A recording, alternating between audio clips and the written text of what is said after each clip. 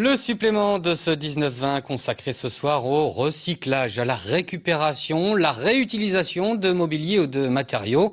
C'est tendance et c'est surtout très bon pour le porte-monnaie et pour l'environnement. On va en parler largement dans un instant avec l'invité de ce supplément, mais tout d'abord, un exemple de ce qu'il est possible de faire dans ce domaine avec cette résidence étudiante en construction à Toulouse. Un reportage de Yann-Olivier Damonloire et Thierry Villéger. Au bord du canal de Brienne, l'ancienne maison de l'agriculture sera transformée pour la rentrée de septembre en une résidence étudiante de 150 appartements. Transformée, recyclée, restaurée, voilà les maîtres mots du projet mené par le groupe HLM des Chalets, exemple dans ce T1.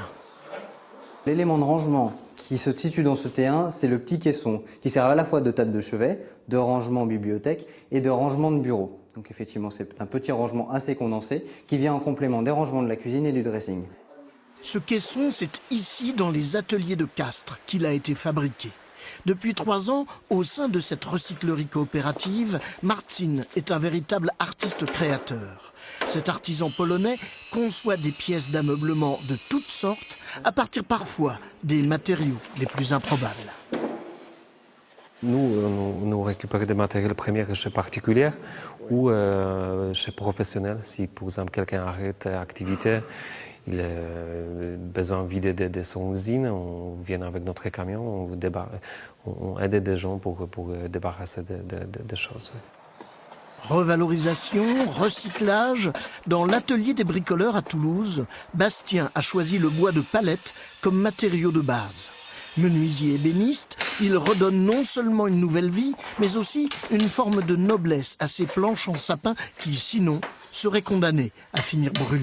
C'est un bois qui permet, on va dire, de faire 90% des aménagements qu'on connaît habituellement, quoi. Ça peut être vraiment de la table de basse à la cuisine équipée. Je fais vraiment des choses très très larges. Mais pour tout ce qui est bibliothèque, des bureaux aussi que j'ai pu faire, vraiment des cloisons aussi intérieures pour séparer des espaces de vie, etc.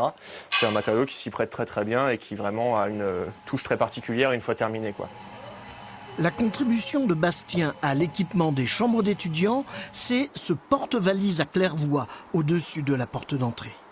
Le rideau du dressing, fait à Toulouse en drap de lin recyclé, les matelas et sommiers d'occasion reconditionnés à Baillargues dans l'Hérault, les plateaux de table fabriqués par une coopérative tarnaise.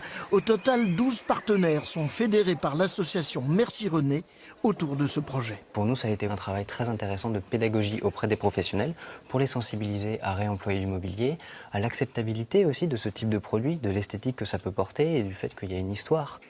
Objectif, développer cette démarche pour équiper des bureaux, des commerces ou des restaurants à l'exemple de celui de la coopérative castraise.